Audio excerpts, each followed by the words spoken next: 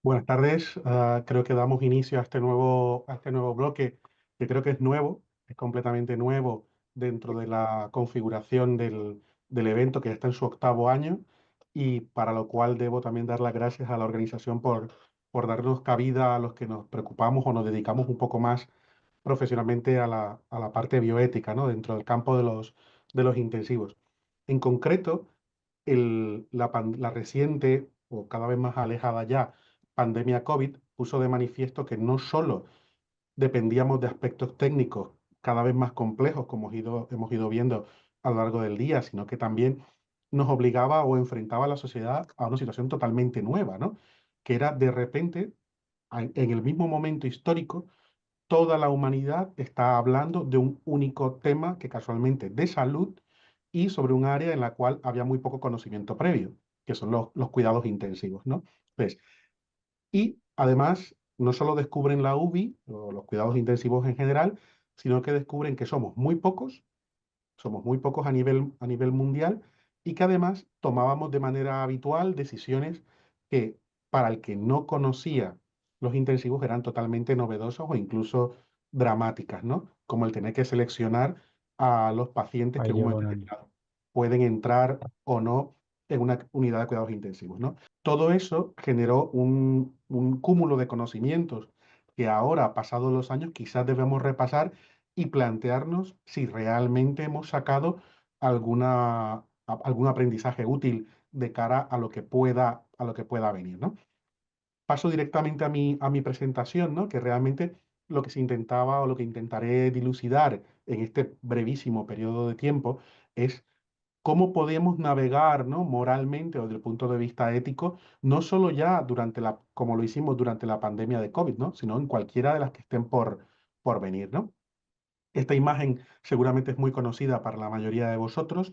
Realmente hace alusión a un hecho histórico y es que la asistencia, digamos, de los pacientes críticos en principio se localizaba en aquellos sitios donde llegaban este tipo de pacientes. En este caso, esto es Malta, ¿no? Hubo una fortificación militar y allí estaban los que en primer lugar se dedicaban a atender a estos tipos de pacientes, ¿no? Con el tiempo la evolución de la tecnología va avanzando y la enfermedad nos sigue acompañando, de tal manera que los retos que aparecen obligan también a soluciones novedosas, ¿no?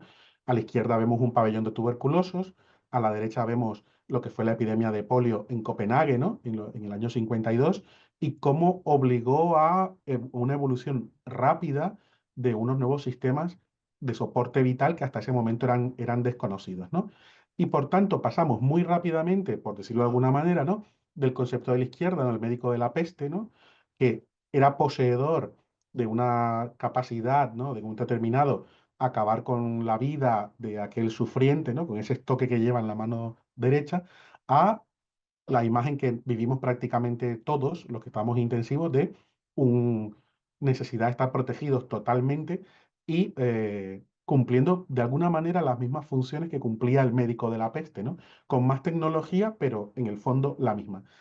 Y al margen de la gran diferencia tecnológica y de la enfermedad a la que nos enfrentábamos, me gustaría incidir en que hubo un factor que quizás del cual hemos analizado poco, aunque hemos hablado mucho, y es que el común denominador a todos los eventos de massive casualties, ¿no? Una pandemia o un accidente grave, ¿no? Tiene que ver mucho con el miedo, ¿no? Y en todos los eventos pandémicos, el miedo ha jugado un papel importante, de hecho, tanto en la diseminación de la enfermedad propiamente dicha, como en la dificultad para encontrar solución, porque realmente la sociedad con miedo comienza a actuar de maneras que son muy poco, a veces muy poco correctas. El paradigma del funcionamiento médico en la actual, que es el que señalo en la imagen de la izquierda, se encuentra con un grave problema y es que excluye los problemas tanto psicológicos como culturales y sociales. Y eso al final termina generando conflicto. Y nos vimos expuestos a ese conflicto, ¿no? El primer conflicto, como decía, deriva de que la sociedad de repente se encuentra con la medicina intensiva y nuestras capacidades, ¿no? Que realmente se agrupan o se aglutinan recientemente, en el año 74, ¿no? Cuando se hablan de las vías comunes de la muerte y una de ellas es el fracaso respiratorio, ¿no? He de anticipar que las pandemias que están por venir prácticamente comparten o tienen un común denominador de la afectación respiratoria, de allí que tenga sentido que nos preparemos para ello, ¿no? Y una de las cosas que tuvimos y de las lecciones que hemos aprendido es que una de las cosas que primero hay que saber es cuántas camas de cuidados críticos hay en la zona en la que nos encontremos. Región geográfica, continente, país. Y en el caso español era extraordinario, fue muy difícil en ese primer momento saber cuántas camas de unidades de críticos teníamos que fueran capaces de enfrentarse a ese número masivo de pacientes que estaban por venir, ¿no? Estas estadísticas son de 2018, en las cuales se hablaba de que había aproximadamente unas 4.738 camas para adultos gravemente enfermos en España, ¿no? Y estas son imágenes, noticias de ese momento en la situación española, en la que ni siquiera el Ministerio de Sanidad era capaz de poder precisar el número de camas de UBI activas, ¿no? Entonces, en la actualidad, cuando se actualizan estas cifras, hemos pasado de 4.100 a aproximadamente unas 6.000 camas de UBI, asumiendo que muchas camas tuvieron que flexibilizarse para poder atender a los pacientes que estaban ingresando, la inmensa mayoría de ellos, por no decir todos, con una afectación respiratoria masiva.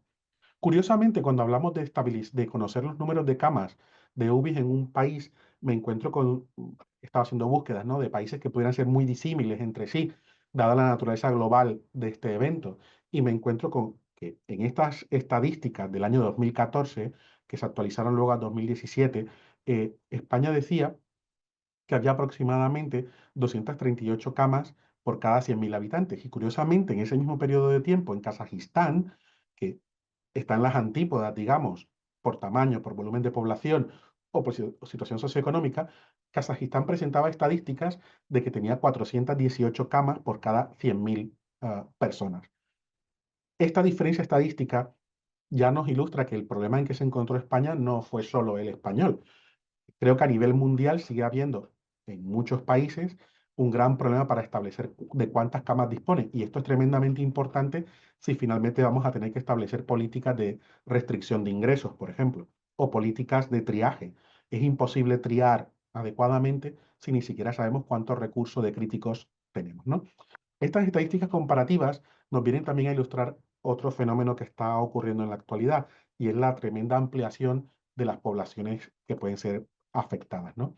Se manejó un lenguaje que era un lenguaje de batalla. Ese lenguaje de batalla empeoró la situación de miedo que ya he mencionado antes, e introdujo dos grandes factores, que eran los errores diagnósticos, porque la población general tiende a hablar más o debía hablar más de una crisis de salud pública más que un entorno de guerra, y también esa percepción de que al encontrarse en guerra o hablar de un lenguaje bélico, podíamos incluso equivocar la toma de decisiones, ¿no? Entonces, ¿cuáles fueron los principales problemas de la pandemia en general? Pues aquí los menciono. Muchos de ellos tuvieron que ver con la restricción de libertades o derechos humanos, el aislamiento, la cuarentena, muchos derechos civiles, la pérdida de privacidad, pero uno muy importante que fue el distrés moral y el burnout de los profesionales sanitarios, y luego otro concepto que fue el de la infoxicación. Infoxication realmente lo que se tradujo, ¿no? O sea, era un Overinformation Fatigue Syndrome, que era su designación original, ¿no? Entonces, los médicos nos vimos sobrepasados por una cantidad de evidencia, mucha de ella contradictoria e incluso inútil, que nos llevó a cometer errores, ¿no? De hecho, el New York Times saca esta editorial, ¿no? Donde refleja que una de las principales víctimas, ¿no? de la pandemia fueron muchas publicaciones de prestigio, ¿no? Porque los procesos de revisión se vieron rotos, ¿no? Y eso terminó causando todo ese contexto, ¿no? Se traduce en que el personal sanitario experimenta una serie de daños que en el caso español se cuantificaron en las olas, ¿no? Porque hablábamos cada nueva oleada de incremento masivo de casos se acompañó en la primera ola de incertidumbre, miedo al contagio, protocolos extraordinariamente cambiantes, dilemas éticos y muerte. Y así hasta la tercera ola, donde lo que predominaba ya no era tanto el dilema moral, sino lo que predominaba en el personal sanitario era el agotamiento físico y psicológico. Y ya en la cuarta ola, lo que clarísimamente había era un burnout que afectó hasta el 60% de la población sanitaria encuestada, ¿no? ¿Qué pasaba? Pues el personal sanitario insomnio, aumento del consumo de ansiolíticos y hasta un 30% de los profesionales sanitarios o profesionales médicos en concreto llegaron a requerir servicios de salud mental, ¿no? Entonces, qué propone la deliberación bioética para intentar aclarar todo eso y aprender? Pues que debemos delimitar los hechos, debemos identificar los valores en conflicto y sobre todo debemos definir qué es lo que podemos hacer, ¿no? Y una de las cosas que principalmente aprendimos era que debían dejarnos hacer aquello que sabíamos hacer, que era priorizar la intubación orotraqueal, el prono precoz, las políticas de mecánica ventilatoria y la sedación optimizada, y sobre todo evitar el uso de tratamientos con poco soporte científico. Esto ya lo sabíamos hacer y era lo que hacíamos habitualmente previo al COVID, y sin embargo mucho de esto no se nos permitió merced de la cantidad abrumadora de información que se nos transmitió, ¿no? El eterno debate de si el COVID fue un cisne blanco o negro, realmente nos lleva a plantearnos qué hemos aprendido. Y este artículo, esta publicación, ¿no?, de la Organización Mundial de la Salud nos viene a recordar que estamos en una posición en la que debemos ser capaces de anticiparnos a esa nueva pandemia. Es decir, no deberíamos volvernos a enfrentar a un cisne negro, sino que esto es un cisne blanco, es completamente previsible y deberíamos prepararnos. Deberíamos conocer que la OMS nos llama la atención de cómo debemos prepararnos para la siguiente pandemia y lo primero es priorizar cuáles son esos gérmenes que muy probablemente serán los responsables de esa próxima pandemia e incluso acuña un término con el cual deberíamos familiarizarnos, que es el patógeno X, es decir, un elemento todavía desconocido, que no tiene nombre, pero que incluso puede ser un germen totalmente benigno, pero que bajo determinadas circunstancias que pueden incluir la manipulación con fines terroristas, pueda terminar adquiriendo una capacidad patógena totalmente desconocida, ¿no? Y de esta manera genera cuatro grupos de patógenos: las familias prioritarias, patógenos prioritarios, prototipos de patógenos y el patógeno X, y clasifica una serie de elementos biológicos, de los cuales la mayoría de ellos son virus, y establece que la posibilidad de que se transforme en un evento pandémico clasifica el riesgo de bajo a alto. Y si veis, y ese he subrayado solo un ejemplo de los que tienen un riesgo alto, incluyen las familias totalmente digamos, comunes, ¿no? Como los arenavirus, y abajo los antivirus, los epannavirus, todos con una capacidad alta de transformarse en un momento determinado en un evento pandémico respiratorio, como el propio coronavirus, que también aparece señalado, ¿no? Y en este esquema de color, que es quizás mucho más fácil de entender, vemos cómo la mayoría de los gérmenes virales potencialmente implicados son virus RNA. Entonces, de allí también la necesidad de avanzar en las políticas de vacunación o diseño de vacunas que aborden este tipo de patologías. Clarísimamente, el riesgo alto está en virus de ARN, muy por encima de las bacterias, ¿no?, que aparecen en un menor nivel a la derecha, ¿no? Entonces, ¿cuáles son los mensajes claves, no? Y uno que encuentro particularmente importante, ¿no?, es que insistir en que muchas vidas se podrían salvar si diseñamos medidas para contrarrestar esa epidemia en tiempo y forma. Es decir, volvemos a estar en una posición en la que debemos ser capaces de prevenir y debemos sobre todo plantearnos cómo podemos diseñar estrategias mejores que las que tuvimos cuando nos enfrentamos al COVID. De allí la importancia de esta jornada, en la que estamos médicos de todo el mundo hablando de este tipo de temas, ¿no? Es necesario insistir, proteger al personal sanitario. Nos vimos enfrentados a una situación en la que, al entender como una profesión vocacional, a veces se asumía como algo inherente el que debíamos asumir un riesgo que no deberíamos haber asumido, y señalar también la necesidad, y he mencionado antes el estrés moral que sufrieron muchos de los profesionales sanitarios, la necesidad de que los comités de ética estén configurados y operativos a nivel de todos los servicios, digamos, que ven pacientes críticos, ¿no?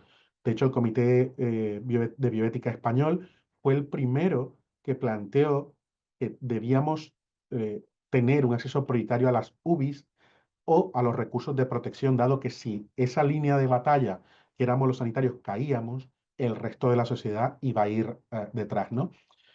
Y sin entrar en el tema de la selección de pacientes, cómo se seleccionan los pacientes, una selección de colapso de unidades, he de insistir que una de las cosas que se mostraron como más útiles fue el poder discutir los casos o determinados conjuntos de casos en los comités de ética, ¿no?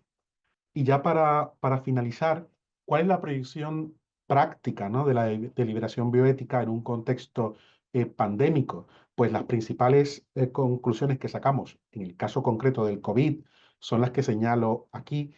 Intentamos, ya cuando el COVID estaba más avanzado, intentar flexibilizar el acompañamiento, fomentar la creación de comités interdisciplinarios, sobre todo para evitar eh, la variabilidad excesiva por el gran el volumen de información que entraba, proponer cursos de interacción intermedio, cuando no era, no, a veces no era fácil tener una forma clara de actuar, y recordar la necesidad de que toda la población sanitaria, y muy particularmente los médicos, debemos tener una formación sólida en bioética, porque los sistemas sanitarios en los que trabajamos son cada vez más complejos.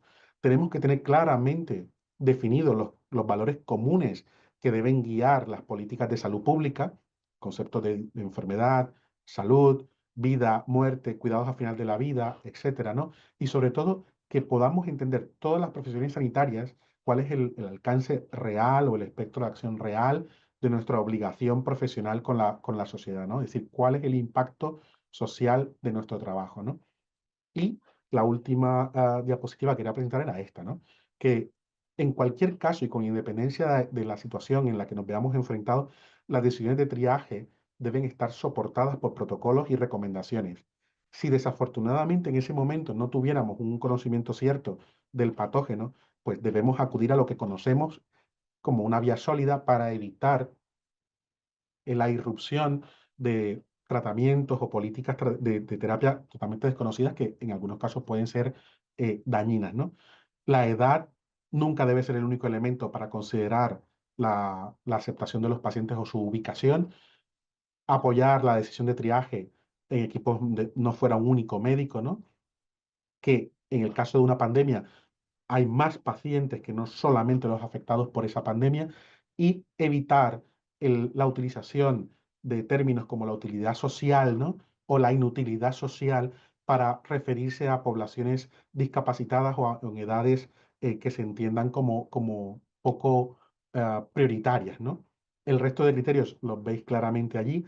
No quiero profundizar más en ellos, dado que el tiempo es escaso, pero quería simplemente llamar la atención en que una de las mejores recomendaciones que podemos hacer al margen del aumento o del incremento en el conocimiento de nuevos recursos técnicos es poner en valor el conocimiento bioético a nivel, digamos, de los cuidados intensivos. Y con esto, pues, quiero dar paso al siguiente ponente, que es el doctor José Manuel Gómez García, también intensivista, y que va a profundizar también en las lecciones que recibimos, ¿no? Después del COVID.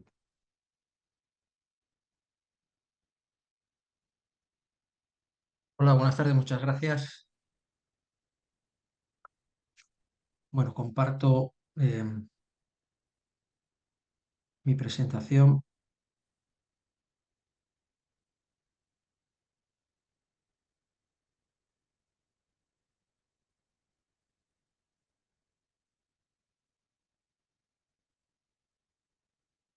Bien, eh, creo que se ve bien, se me escucha bien. Buenas tardes a todos.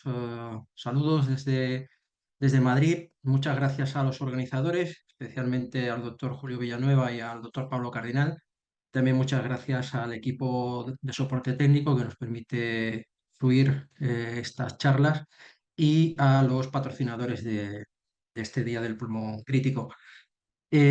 Bueno, yo voy a intentar dar unas pinceladas mm, sobre qué valores hemos visto eh, renovados o qué lecciones bioéticas hemos podido sacar o me gustaría creer que hemos aprendido desde el punto de vista de la bioética en cuanto a a la pandemia en cuanto a los valores importantes.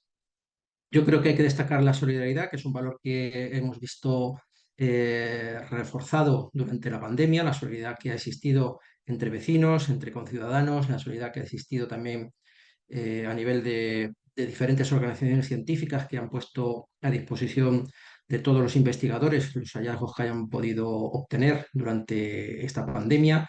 La importancia que tiene la familia y el acompañamiento en una sociedad que va atendiendo a un aislamiento social y a una digitalización que le aísla de la compañía de los demás. Yo creo que la familia se ha visto reforzada como lugar de acogida, como lugar de acompañamiento, incluso como soporte emocional ante situaciones difíciles, ¿no? Yo creo que también hemos aprendido el valor de lo que de verdad importa.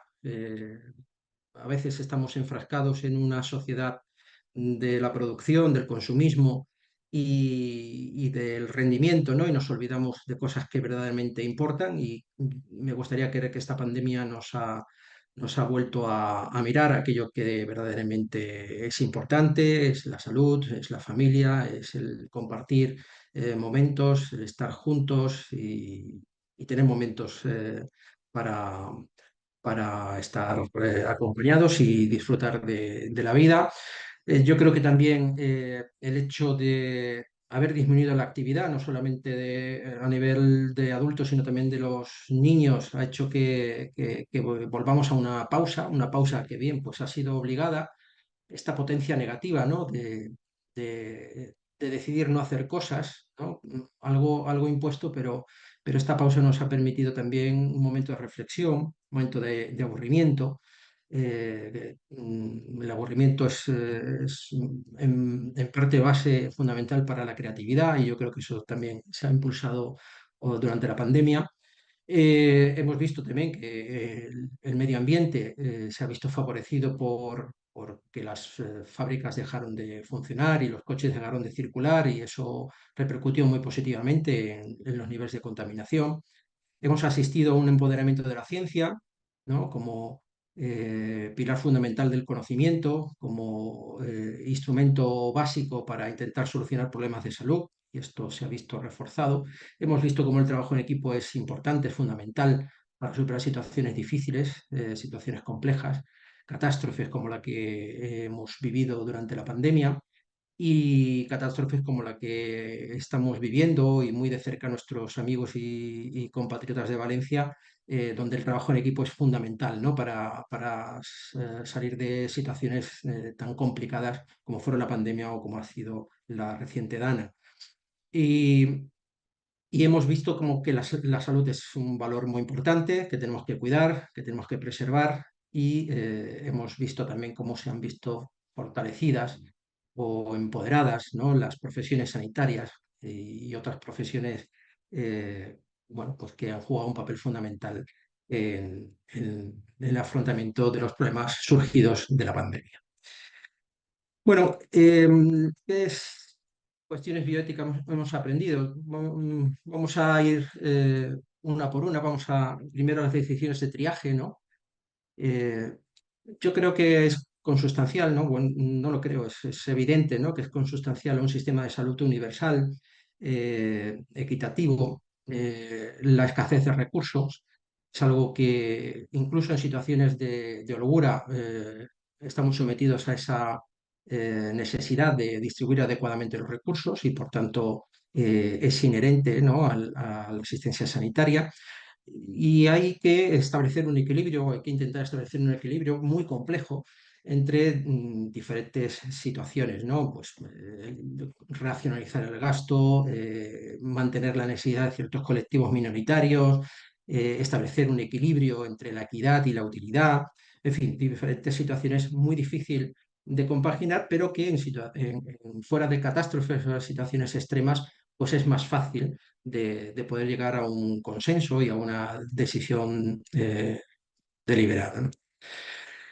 Lo que me gustaría dejar claro es que en la pandemia las UCIs y también las plantas se vieron muy amenazadas, muy presionadas por la escasez de recursos, por el aumento de la demanda y lo que se puso en práctica fue una un racionamiento de los recursos. No hubo una racionalización de los recursos, ni hubo una priorización de los recursos, sino que hubo un racionamiento. En lo que desgraciadamente nos vimos empujados es a determinar qué pacientes recibían un determinado recurso y qué pacientes no lo recibían.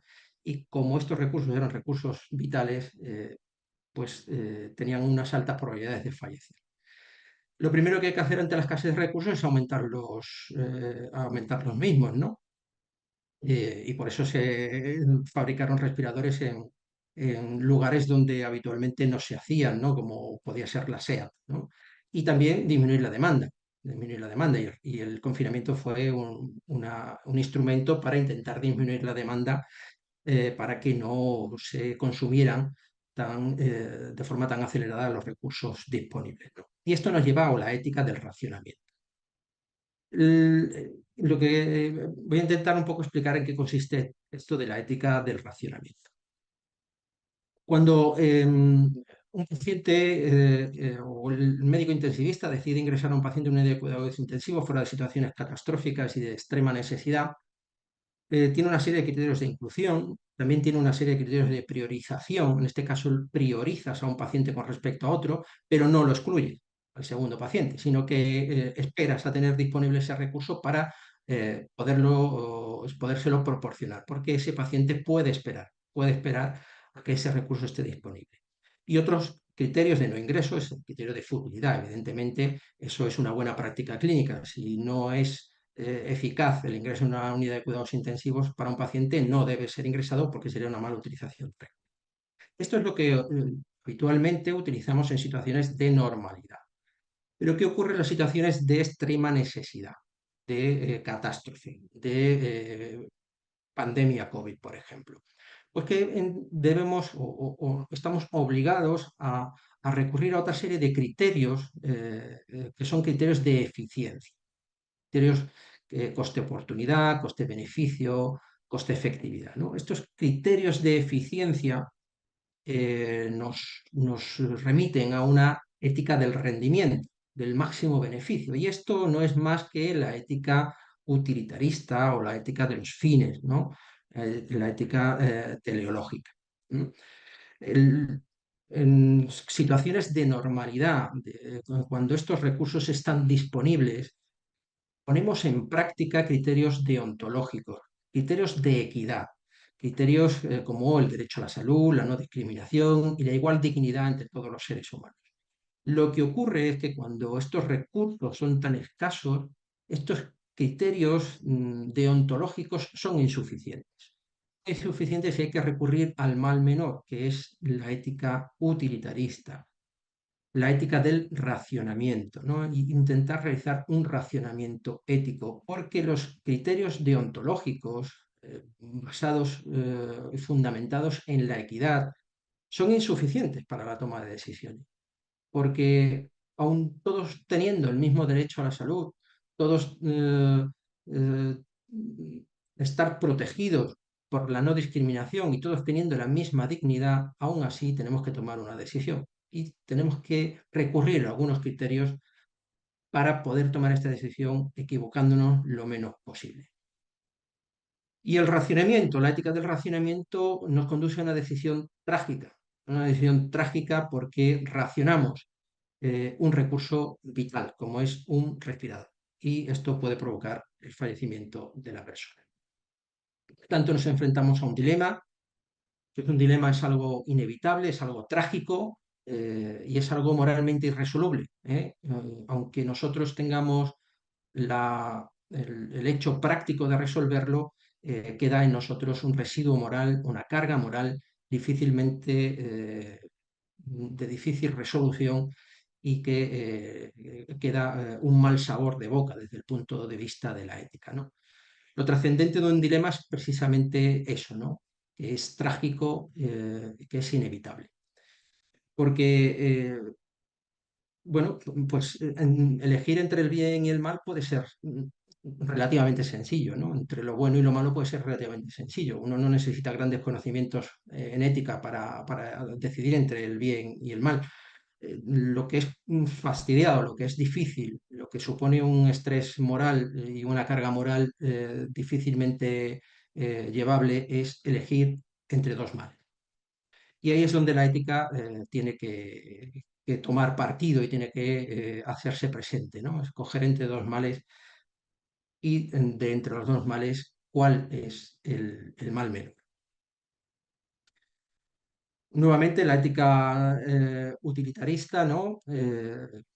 Representadas por estos autores, tanto por Bentham como Stuart Mill, ¿no? Que nos hablan del principio de mayor felicidad, ¿no? La ética del rendimiento, la ética del mayor beneficio posible, ¿no?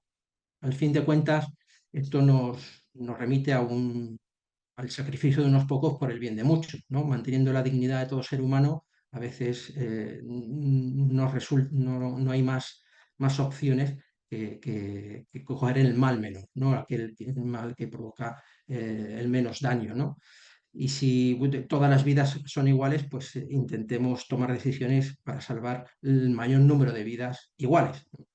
Y esto nos remite a criterios de elección y de racionamiento, como son los criterios utilitaristas. Bueno, luego tengo tiempo, pondré este audio que me parece muy representativo. No hay que perder de vista, dentro, por supuesto, la ética deontológica. Si aplicamos la ética utilitarista, debemos de aplicar también la ética de la virtud y tenemos que tomar decisiones basadas en estas virtudes, sobre todo fundamentalmente la prudencia. La prudencia como línea de sutura entre la verdad teórica y la verdad práctica para equivocarnos lo menos posible y para causar el menor daño. En cualquier caso, hay que tener planificación, transparencia, rendición de cuenta y unos criterios universales para el triaje de los enfermos. Otra lección que yo creo que hemos aprendido, aunque no lo tengo nada claro, es la necesidad de estar prevenido, de previsión. No lo tengo nada claro porque hay artículos ya durante pandemias anteriores, sobre todo de gripe A, que nos alertaban sobre estas necesidades, ¿no? Y nos han cogido con el carrito del helado. ¿No? No estamos preparados para situaciones como esta. Artículos pues muy anteriores al 2019-2020, que fue el periodo pandémico, ¿no? Y todos estos artículos pues, nos hablan de la necesidad de realizar una buena previsión de recursos, de tener planes de atención a los sanitarios que se van a ver muy presionados desde el punto de vista laboral, emocional y psicológico, bueno, un adecuado manejo de la información, etc. Otro punto importante en pandemia ha sido el acompañamiento en el proceso de morir, y yo creo que es uno de los puntos más trascendentes, ¿no? Que han ocurrido durante esta pandemia. El miedo, la inseguridad, provocaba el cierre a cal y canto de los hospitales y la imposibilidad de que los familiares pudieran visitar a sus seres queridos que estaban en sus últimas horas de vida, ¿no? Esto ha creado sin duda alguna, nos ha devuelto a la antropología de la vulnerabilidad, ¿no? Al considerarnos como seres frágiles que dependemos los unos de los otros, somos seres sociales y que necesitamos el acompañamiento de los demás, sobre todo de nuestras personas más queridas. Se ha abierto una herida moral que va a ser difícilmente reparable, ¿no? El ser humano necesita un relato, necesita una historia, necesita completarla y si en la última etapa de su vida, que es el proceso de morir, no la completa adecuadamente, puede ser una vida inacabada, una vida acabada a destiempo y por tanto deberíamos haber puesto un mayor esfuerzo en evitar situaciones de muerte en soledad, ¿no? Es cierto que esto caló pronto desde el punto de vista moral en las diferentes instituciones sanitarias y los diferentes comités de ética y pronto se pusieron en marcha para intentar solventar situaciones de soledad y de falta de acompañamiento. Otra situación importante que hemos vivido y otra lección ética es la frontera entre la libertad personal y el bien común, ¿no? La salud pública. Un neoliberal convencido como es John Stuart Mill, el padre del neoliberalismo, ya nos habla de cuáles son las fronteras de la libertad individual. Y es aquella frontera que está marcada por las repercusiones que mi comportamiento puede tener en los demás y en la libertad de los demás. Tenemos que tener una libertad responsable, ¿eh? Tenemos que tener una libertad responsable y desde el punto de vista no es totalmente incompatible la autonomía, con el respeto y la solidaridad. Lo que ha ocurrido en nuestra sociedad, al menos en la sociedad española, ha sido una política de heteronomía, ¿eh? Se nos han dado las lecciones, se nos han dado las instrucciones, se nos ha mandado confinarnos en nuestras casas, ¿no? Usar las mascarillas de forma obligatoria. Esto no ha ocurrido en otras sociedades, como ha sido Japón, ¿no? Donde ha predominado más la ética de la responsabilidad más que la ética del miedo o el sentimiento de miedo y de culpa para actuar con responsabilidad. Bueno, esto de salud pública y libertad individual es importante tenerlo en cuenta, pero sin olvidar también el factor de la libertad de otros colectivos. Hay una pandemia oculta, ¿no? En beneficio de la sociedad mayoritaria. Ha habido otros sectores que se han visto perjudicados y eso es así, ha sido verdad, ha habido personas que porque todos los recursos, la mayoría de los recursos que estaban destinados a atender a los pacientes con COVID, que se han visto desatendidos, ¿no? Atendidos a tiempo y, por tanto, sus enfermedades han progresado o no se han podido tratar. Esta es una pandemia oculta, fruto de la situación tan catastrófica que vivimos durante la pandemia y fruto de criterios utilitaristas. Hay que reflexionar sobre si un virus nos puede o no eh, socavar los derechos humanos, y hay que estar vigilantes ante los estados, los gobiernos que puedan tener la tentación de ir más allá en cuanto a la limitación de la libertad de las personas y en este artículo nos alerta sobre esa posibilidad. Hay que trascender del miedo a la responsabilidad para poder actuar dentro de la ética de la responsabilidad y poder afrontar con solidaridad y con responsabilidad situaciones como la que hemos vivido. Otro aspecto moral importante es cómo se han visto afectados los sanitarios durante la pandemia. Sin duda alguna han sido el colectivo profesional más castigado desde el punto de vista psicológico, emocional y también físico por situaciones como estas que todos conocemos, que hemos visto en diferentes redes sociales, que han compartido compañeros, como la falta de EPIs provocaba, por supuesto, inseguridad, provocaba miedo. eh, las profesionales que dormían fuera de casa por miedo a contagiar a sus seres queridos y dormían en el coche o dormían en hoteles. Imágenes como esta, bueno, sanitarios que han fallecido como consecuencia de la exposición al COVID, números que nos reflejan la carga, la presión psicológica que han tenido los sanitarios durante la pandemia. Bueno, pues no todo va a salir bien, no todo ha salido bien, ¿no? Esto es la realidad a la que nos tenemos que enfrentar y a la que hay que intentar dar una solución. Los sanitarios han sufrido estrés moral o sufrimiento moral, que la falta de recursos les obligaba a un triaje y eso crea, como he dicho anteriormente, una carga moral importante. Algunos sanitarios se han visto desplazados de sus centros de trabajo habitual a otros centros de trabajo más especializados, como son las unidades de cuidados intensivos, y percibían los cuidados como inapropiados. Y la fatiga por compasión o el estrés traumático secundario, por ejemplo, al ser testigos directos de situaciones tan difíciles como el fallecimiento en soledad, ¿no? Eran ellos los que sustituían, en la medida de lo posible, a los seres queridos que no podían estar presentes. Y o se ha instalado o se ha desarrollado de forma muy intensa el desgaste profesional. Quería hablar también de los rituales, de la importancia de los rituales.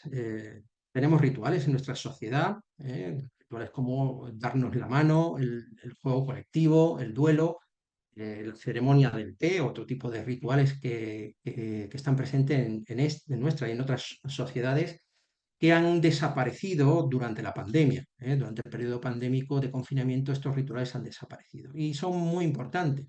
Conservar estos rituales es muy importante porque tienen esa fuerza de crear cohesión, de crear comunidad, de dar un sentido de pertenencia, de tener un relato, de dar una narrativa, de compartir un pasado, de vivir un presente y de proyectar un futuro, ¿no? Estos rituales nos permiten tener una pausa, un disfrute, una relajación y expresar nuestros sentimientos, ¿no? Y por eso la sociedad, al verse desprovista de estos rituales, creó nuevos rituales, ¿no? Y uno de estos rituales que se creó y que nos cohesionaban y nos mantenían unidos era, por ejemplo, el salir todos los días a aplaudir a los sanitarios a las 8 de la tarde, que se convirtió en un ritual que nos devolvía al concepto de comunidad.